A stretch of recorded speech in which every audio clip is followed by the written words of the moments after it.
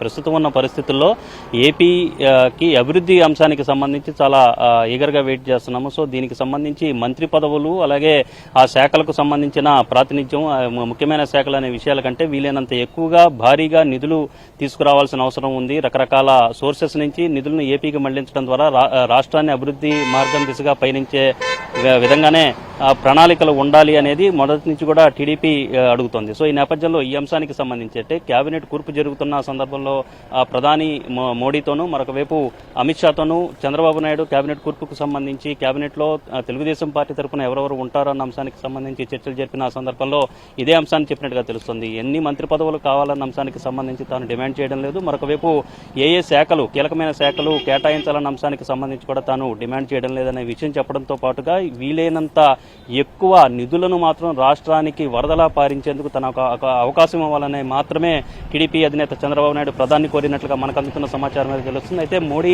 సూచనల మేరకు అలాగే మోడీ చెప్పిన మీదట